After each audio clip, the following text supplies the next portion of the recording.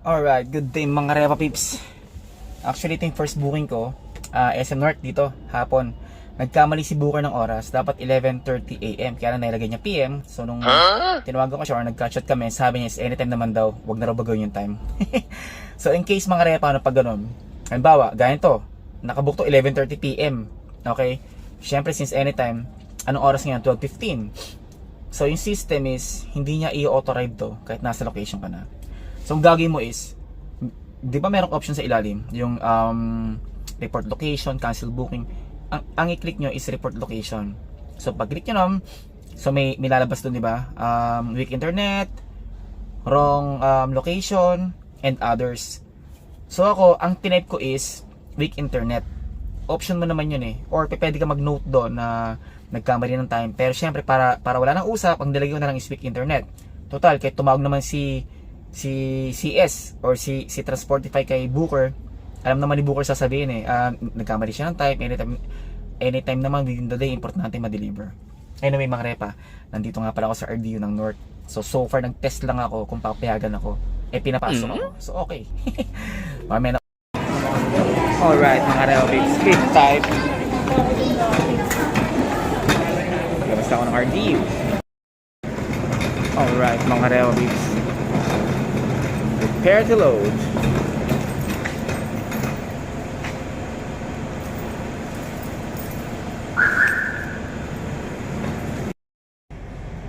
Alright mga Repa Pips, saktong setup. Kasya. Hindi ko na tinaob yung or ipineko yung boost.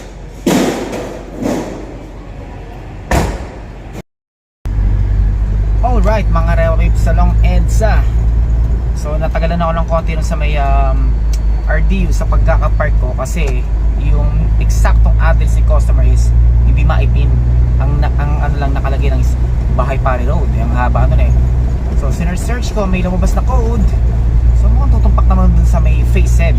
Kaya lang yung black is, or yung number ng bahay is madaling yun. Otherwise, pagdating ko sa may mismong area na malapit dun, edi tatawagan ko siya. Anyway mga Repa, approaching na ako na papuntang NLEX kasi yun, pinag-NLEX na ako tsaka tol kesa mag-bangers pa ako. Alright mga Repa Pips, approaching again, Balintawak Toll Gate, Cash Lane. Sakto yung pagkakalinis ko ng auto kanina, todo punas pa ako. Alright mga Repa Pips, next in line.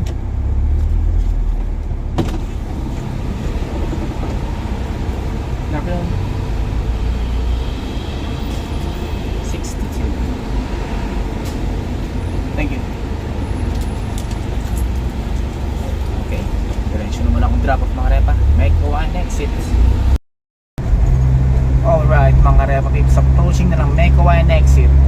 Usually madalas mag-traffic dito eh. So kaya rin ako nag-decide dito dumaan kasi natrack ko siya sa GPS kanina na manageable or kayang pagtiisan ang traffic.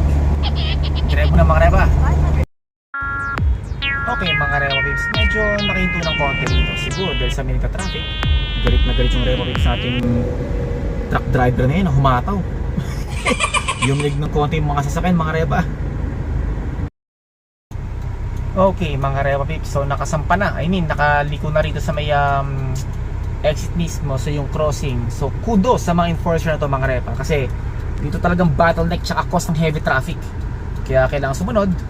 So from NLEX mga Repa, no, pagpasok nyo ng Mekawayan paakyat, dapat alam nyo kung papunta ba kayo ng IBA or MacArthur kasi maghahati yung linya eh.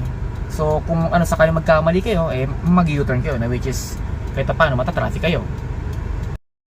Alright mga Repa Pips, approaching na ako ng Bahay Pari Road. Actually pakaliwa na. So pagkaliwa ko is maghanap ako ng pwedeng paghintuan para tawagan ko si drop off customer. Ito yung maalon na daan mga Repa eh. Sa ayot sa gusto mo aalod ka. Alright mga Repa Pips, so nag-hustle na muna ako rito. Nagpasa pala ako. Nasa likod ko pa yung phase 7, ito na pala. So kailangan ko pa nang bumelta, kaya lang si customer kasi tinatawag ako, nagririg lang eh.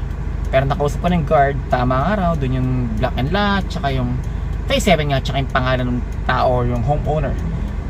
Alright mga Rewa Pips, nakapasok na ako sa phase 7. Sa panglimang kanto kaliwa, may nalampasan na akong isa. So pangalawa to, mamaya na ulit mga Rewa, at baka malito kapag bilang. Alright mga Rewa Pips, booking's done. Actually napakwento pa kayo, ang sarap nilang kausap. Napakwento ko sa aso kasi merong American Bully yan, laki-laki. Anyway mga Repa, alisin muna ako rito. Ano naman to, may dalawang ipot pa. Nako. Alright mga Rewa Pips, palabas na ako ng gate 7. Kakano na ako papuntang Saranay mga Repa. Ito ang SM Fairview. Alright mga Rewa Pips, approaching Vicas as usual. Build-ups kasi crossing. Yan yung Serenity yan sa kanan. Diyan kami galing kahapon. Alright mga Rewa Pips, sa wakas nandito na ako sa loob ng front deal. So palabasan ng Sabarte mga Repa.